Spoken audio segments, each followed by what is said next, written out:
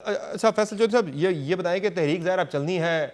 आज अलीमा खान साहिबा का एक ट्वीट आया, उन्होंने एक्स पर लिखा जी कि खान साहब के बेटों ने कासिम और सुलेमान ने पाकिस्तान आने के लिए हाई कमीशन से रब्ता कर लिया। हाई कमीशन ने आगे से कहा जी कि हम वजारत दाखिला से पूछ कर आपको बताएंगे। तो बाद में हाई कमीशन का मौक़िफ़ भी आया है सामने कि यहाँ तो ऑनलाइन है सिस्टम वीज़ाज़ का, बंदा ऑनलाइन अप्लाई करता है, वीज़ा मिल जाता है। और ये क्यों इस तरह की बातें की जाती हैं? पहले ये भी कहा गया था अलीमा खान साहिबा की तरफ से ही कि कासिम और सुलेमान के पास तो नाइक ऑफ है, तो जब नाइक ऑफ है तो उन्हें तो वीज़ा लेने की जरूरत थी ही नहीं। जब वीज़ा की बात हुई है तो वो भी उनका मौक़िफ़, उसमें भी बड़ा झोल दिखाई दे रहा है।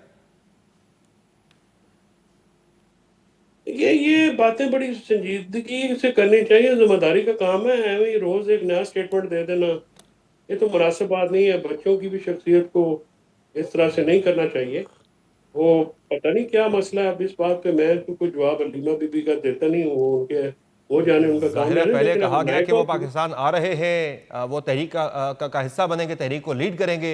फिर कहा गया नहीं, वो तहरीक का हिस्सा नहीं बनेंगे, वो सिर्फ जो है खान साहब से मुलाकात करेंगे। फिर बाद में मौके पाया कि वो पाकिस्तान आ ही नहीं रहे। और अब जो है एक नई आज डेवलपमेंट आई जी कि अलीमा खान साहब ने कहा वो आना चाह रहे हैं, हाई कमीशन से रब्ता किया, लेकिन वीज़ा मिलने में उन्हें दुश्वारी का सामना है। तो जब नाइक ऑफ है तो वीज़ा लेने की जरूरत बनती नहीं है। तो क्या वीज़ा इसलिए लिया जा रहा था कि ज़रा वो डुअल सिटीजन होंगे? अगर फिर नाइक ऑफ है कि वो कल को गिरफ्तार हो जाए तो फिर वो ये डिफेंस लेके बरतानवी शहरी है जनाब, उन्हें यहाँ से निकाला जाए। नहीं गिरफ्तारी की तो कोई ऐसी हरकत करें या कोई वॉयलेशन करेंगे नहीं। वो तो बड़े डिसेंट बच्चे हैं।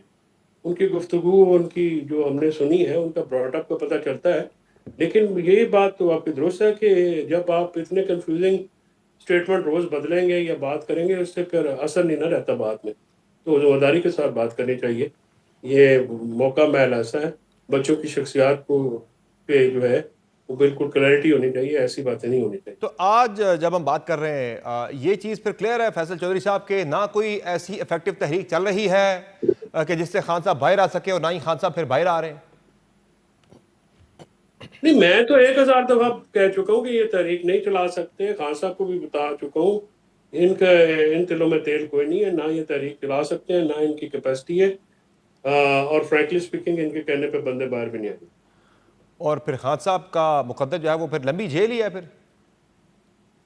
देखिए, खान साहब का तो फिलहाल तो रिहाई मुश्किल है ना कि फिलहाल तो कोई ना अदालतें पकड़ाई दे रही है ना कुछ और। तो इसके लिए तो हिकमत अमली सियासी अपनानी पड़ेगी ना जी।